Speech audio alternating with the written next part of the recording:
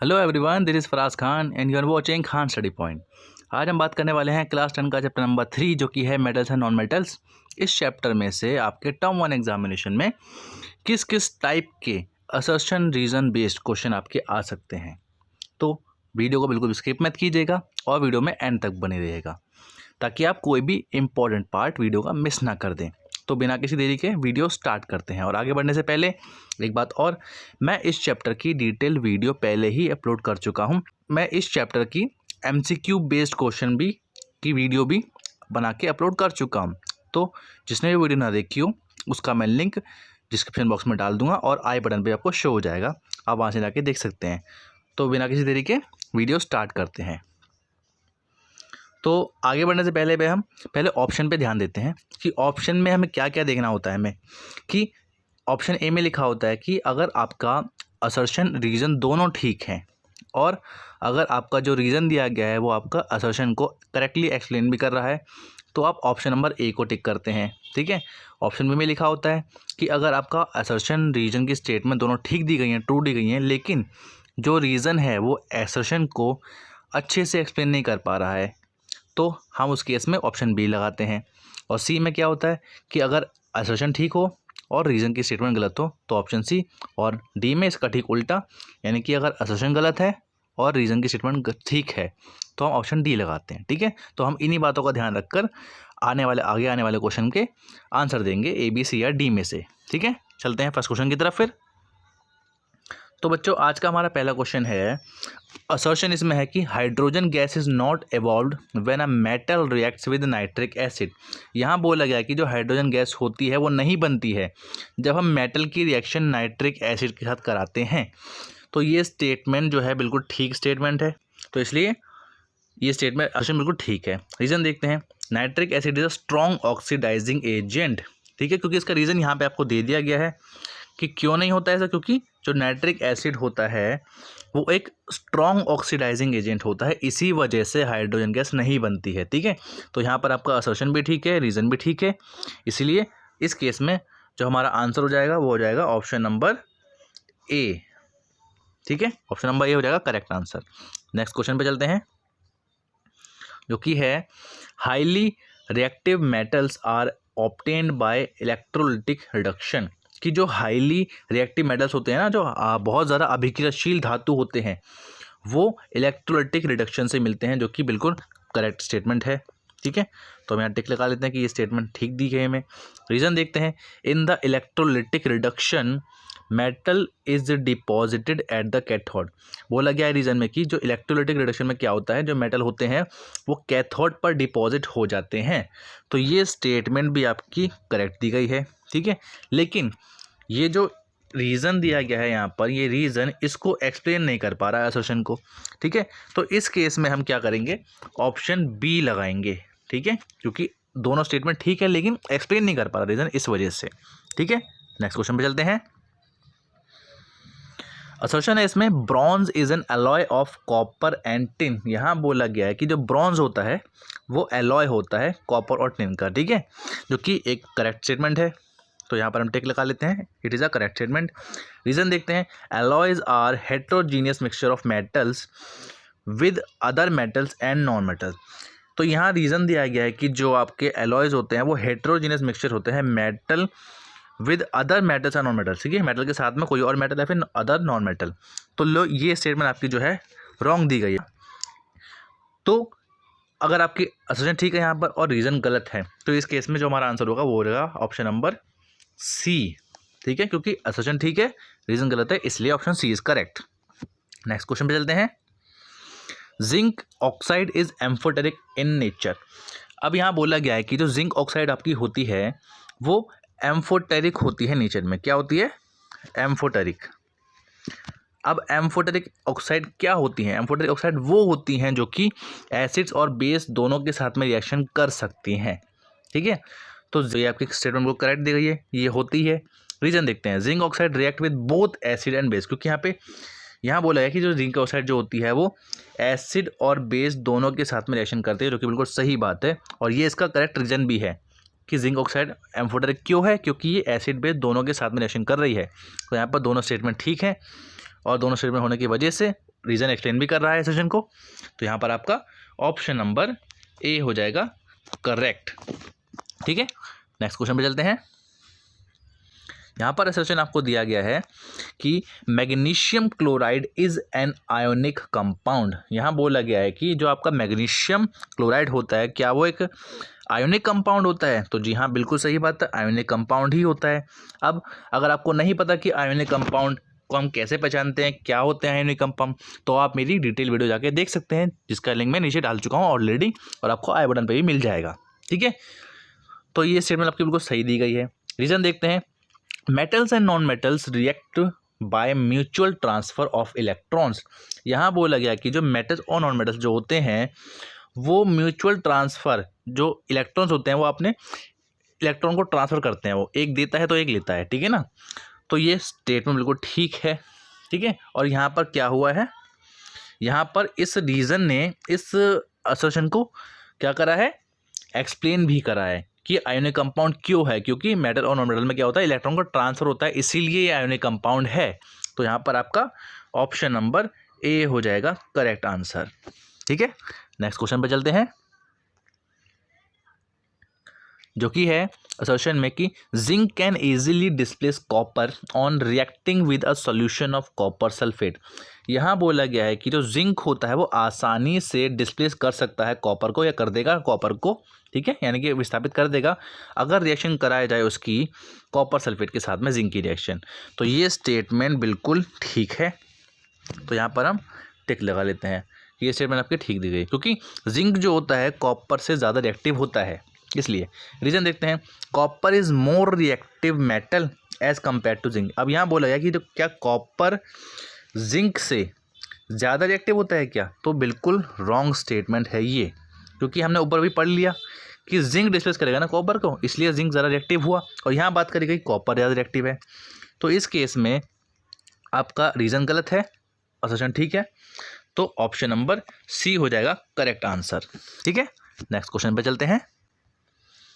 दिया गया है आपको असर्शन कि zinc becomes dull in moist air, कि जिंक जो होता है थोड़ा धुंधला सा, डल सा हो जाता है मॉइस्ट एयर में। ठीक है, जो कि एक करेक्ट स्टेटमेंट होती है, हो जाता है डल, तो हम यहाँ पे राइट लगा लेते हैं, हो जाता है, स्टेटमेंट ठीक है। रीज़न देखते हैं।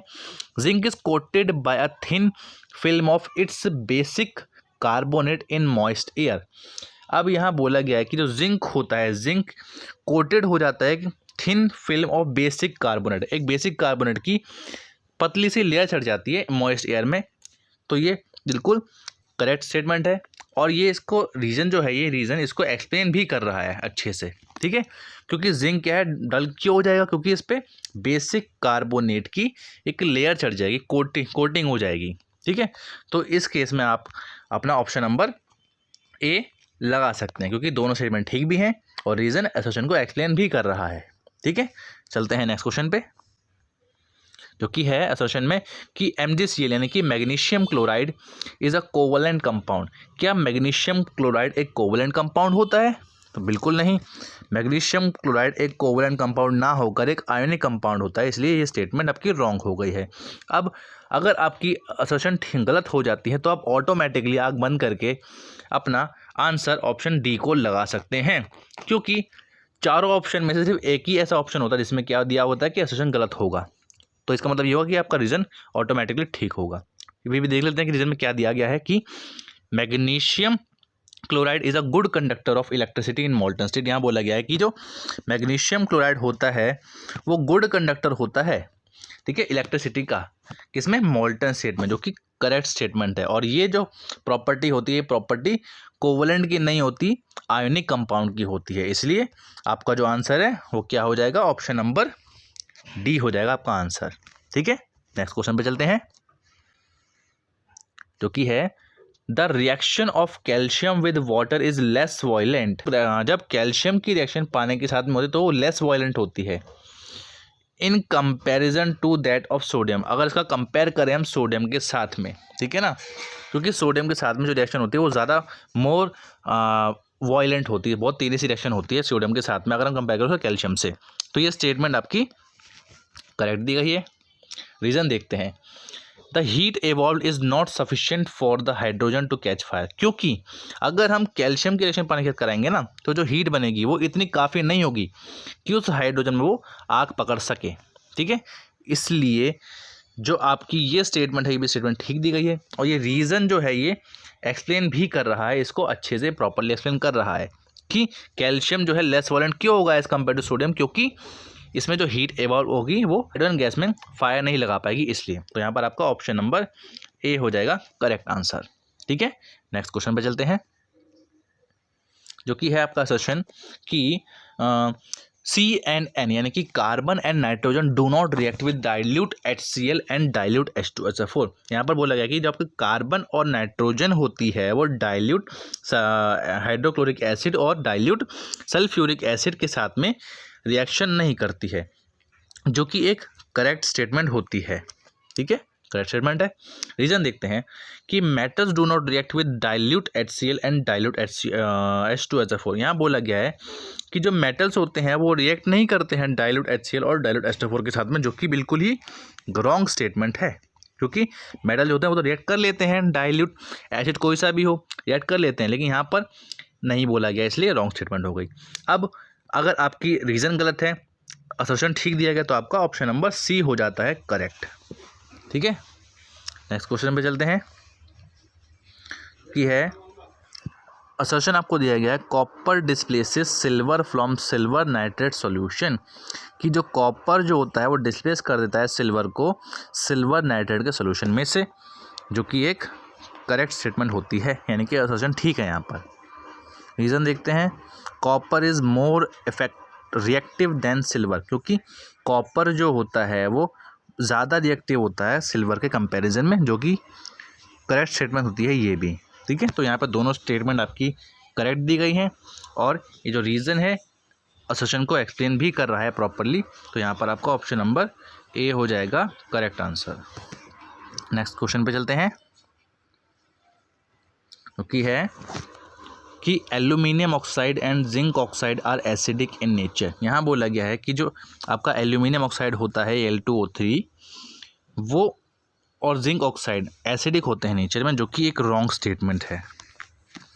ठीक है, रॉन्ग स्टेटमेंट होते हैं, क्योंकि देखते हैं रीज़न में क्यों होता है ऐसा, कि amphoteric nature means that substance have both acidic and basic characters. अब यहाँ बोला गया है कि एम्फोटेरिक नेचर का मतलब होता है कि ऐसा सब्सटेंस जिसका एसिडिक और बेसिक दोनों नेचर शो कर रहा हो वो। ठीक है, और जहाँ पर जो एल्यूमिनियम ऑक्साइड दिया हुआ है और जिंक ऑक्साइड दिया गया है, ये दोनों कैरेक्टर शो करते हैं, एसिडिक और बेसिक, क्योंकि ये दोनों के दोनों एम्फोटेरिक ऑक्साइड होते हैं, इसलिए आपकी जो फर्स्ट स्टेटमेंट है वो है रॉन्ग। ठीक है, और जो आपकी सेकंड स्टेटमेंट है वो बिल्कुल है करेक्ट। तो इस केस में आपका आंसर हो जाएगा ऑप्शन नंबर डी। ठीक है, आपका ऑप्शन नंबर डी हो गया करेक्ट आंसर इसमें। नेक्स्ट क्वेश्चन पे चलते हैं, जो कि है different metals have different reactivities with water and dilute acids, कि अलग अलग मेटल्स की अलग अलग रिएक्टिविटी होती है पानी के साथ में और डाइल्यूट एसिड के साथ में, जो कि बिल्कुल ही करेक्ट स्टेटमेंट है, ऐसा ही होता है। ठीक है, तो आपका असर्शन ठीक दिया गया है। रीज़न देखते हैं कि reactivity of a metal depends on its position in the reactivity series. यहाँ बोला गया है कि रिएक्टिविटी जो होती है किसी मेटल की वो डिपेंड करती है उसकी पोजीशन क्या है रिएक्टिविटी सीरीज़ में, जो कि बिल्कुल सही बात है, क्योंकि हमने रिएक्टिविटी सीरीज में पढ़ा है कि रिएक्टिविटी सीरीज में जो मेटल जितना ऊपर आता है उसकी रिएक्टिविटी उतनी ही ज़्यादा होती है। ठीक है, बाकी मेटल्स के कंपैरिजन में। और आपको नहीं पता कि रिएक्टिविटी सीरीज क्या होती है, कौन कौन से इसमें एलिमेंट्स आते हैं, तो आप वीडियो जाकर देख सकते हैं मेरी डिस्क्रिप्शन बॉक्स में जाकर। ठीक है, इसका आंसर बता देते हैं आपको हम कि इसका आंसर क्या हो जाएगा। यहाँ पर आपका असर्शन भी ठीक है, रीज़न भी ठीक है, और ये जो रीज़न है करेक्टली एक्सप्लेन भी कर रहा है असर्शन को, तो यहाँ पर आपका ऑप्शन नंबर ए हो जाएगा करेक्ट आंसर। ठीक है, नेक्स्ट क्वेश्चन पे चलते हैं, जो दिया गया है कि iron is the most widely used metal. Iron जो सबसे ज़्यादा यूज़ किया जाने वाला मेटल होता है, but it is never used in its pure state, क्योंकि लेकिन इसका इस्तेमाल इसकी प्योर फॉर्म में नहीं होता कभी भी। तो ये जो आपकी स्टेटमेंट है बिल्कुल करेक्ट दी गई है। ठीक है, कि इसका यूज़ बहुत ज़्यादा होता है, लेकिन इसका यूज़ इसकी प्योर स्टेट में नहीं होता है। रीजन देखते हैं, pure iron is very soft and stretches easily when hot. अब यहाँ पे बताया गया है रीजन में कि जो आपका प्योर आयरन होता है वो कैसा होता है, बहुत ज़्यादा सॉफ्ट होता है, जिसको हम स्ट्रेच कर सकते हैं आसानी से जब हम उसको गर्म करेंगे तब। तो आपकी ये दोनों स्टेटमेंट ठीक हो गई यहाँ पर, और ये जो है रीज़न करेक्टली एक्सप्लेन भी कर रहा है कि इसका इस्तेमाल हम प्योर स्टेट में क्यों नहीं कर देंगे, क्योंकि ये बहुत ज़्यादा सॉफ्ट होता है प्योर स्टेट में और उसको आसानी से स्ट्रेच भी किया जा सकता है इसलिए। तो यहाँ पर आपका ऑप्शन नंबर ए हो जाएगा करेक्ट आंसर। ठीक है, नेक्स्ट क्वेश्चन पे चलते हैं, जो कि है the property of beating a metal into sheets is called ductility. यहाँ बोला गया है क्या मेटल को पीट कर जो पतली पतली थिन शीट्स में हम कन्वर्ट करते हैं, क्या इस प्रॉपर्टी को हम डक्टिलिटी बोलते हैं क्या? तो ये स्टेटमेंट जो है बिल्कुल रॉन्ग है, डक्टिलिटी नहीं बोलते हैं, इसे हम बोलते हैं मेलिएबिलिटी। ठीक है, हिंदी में बोलते हैं आघातवर्ध्यता। ठीक है, तो ये स्टेटमेंट को गलत हो गई है। तो अगर आपकी असर्शन गलत हो गई है तो आपका ऑटोमेटिकली आंसर क्या आएगा, ऑप्शन नंबर डी आएगा, क्योंकि इसमें असर्शन गलत है और रीजन इसमें ठीक हो जाएगा ऑटोमेटिकली, क्योंकि इसमें दिया गया है कि gold and silver are most malleable metal, क्योंकि गोल्ड और सिल्वर जो होते हैं सबसे ज़्यादा मेलिएबल मेटल्स होते हैं जिनको हम पीट कर थिन शीट्स में कन्वर्ट कर सकते हैं। ठीक है, नेक्स्ट क्वेश्चन पे चलते हैं, जो कि है असर्शन इसमें कि silver and gold do not react with oxygen even at high temperature. यहाँ बोला गया है कि सिल्वर और गोल्ड जो होता है वो ऑक्सीजन के साथ में रिएक्ट नहीं करते, इवन हाई टेम्परेचर मतलब हाई टेम्परेचर पर भी रिएक्शन नहीं करते हैं। ये स्टेटमेंट जो है बिल्कुल करेक्ट है। ठीक है, स्टेटमेंट जो है बिल्कुल करेक्ट दी गई है आपको। रीज़न देखते हैं, silver and gold are less active metals. Reason आपको दिया गया है कि जो सिल्वर और गोल्ड होते हैं आपके लेस एक्टिव मेटल्स होते हैं, बहुत ही कम एक्टिव होते हैं ये मेटल्स। ठीक है, तो ये स्टेटमेंट आपकी ठीक है। अब दोनों स्टेटमेंट आपकी ठीक हो गई हैं, एसोसिएशन भी ठीक है, रीज़न भी ठीक है, और ये जो रीज़न है करेक्टली एक्सप्लेन भी कर रहा है। ठीक है, कि क्यों रिएक्शन नहीं कर पाती ऑक्सीजन के साथ में, क्योंकि ये लेस एक्टिव होते हैं इस वजह से। तो यहाँ पर आपका आंसर क्या हो जाएगा, आपका यहाँ पर आंसर हो जाएगा ऑप्शन नंबर ए, क्योंकि दोनों स्टेटमेंट ठीक है और एक्सप्लेन भी कर रहा है रीज़न। नेक्स्ट क्वेश्चन पे चलते हैं, जो कि है असर्शन में कि the oxides of sulphur and phosphorus are acidic in nature. यहाँ बताया गया कि जो ऑक्साइड जो होते हैं सल्फर की और फॉस्फोरस की, क्या वो नेचर में एसिडिक होती हैं क्या? बिल्कुल सही बात है, क्योंकि सल्फर और फॉस्फोरस जो होती है वो दोनों की होती हैं नॉन मेटल कैटेगरी में आती हैं, और जब नॉन मेटल ऑक्साइड बनाएगा तो क्या बनाएगा वो वो बनाएगा नॉन मेटालिक ऑक्साइड, और नॉन मेटल ऑक्साइड जो होती हैं वो एसिडिक होती हैं नेचर में। ठीक है, इसलिए स्टेटमेंट करेक्ट है।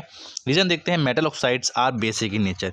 अब यहाँ बताया गया है कि जो बेसिक ऑक्साइड होती हैं, मेटल ऑक्साइड जो होती हैं वो होती हैं बेसिक इन नेचर। बिल्कुल करेक्ट स्टेटमेंट हो गई। ठीक है ना, तो यहाँ पर दोनों स्टेटमेंट ठीक हैं, लेकिन यहाँ पर जो ये रीज़न है ये करेक्टली एक्सप्लेन नहीं कर रहा है, क्योंकि दोनों में अलग अलग बातें हो रही हैं। ठीक है ना, इसलिए आपका ऑप्शन नंबर यहाँ पर बी हो जाएगा करेक्ट आंसर।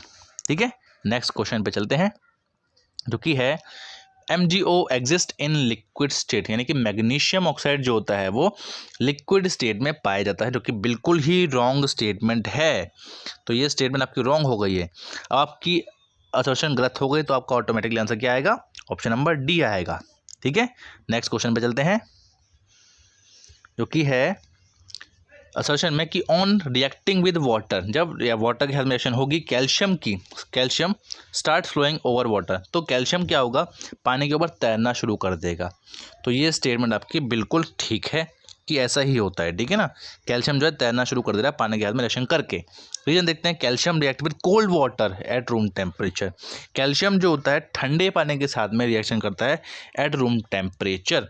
तो ये दोनों स्टेटमेंट आपकी करेक्ट हो गई हैं। ठीक है, क्योंकि कोल्ड वाटर के साथ में ही रिएक्शन करता है और कैल्शियम जो है तैरता भी है, लेकिन यहाँ पर ये नहीं बताएगा कि ये तैरता क्यों है, फ्लोट क्यों करता है, इसलिए यहाँ पर आपका आंसर क्या हो जाएगा, ऑप्शन नंबर बी हो जाएगा, क्योंकि इसने एक्सप्लेन नहीं करा है क्वेश्चन को इसलिए।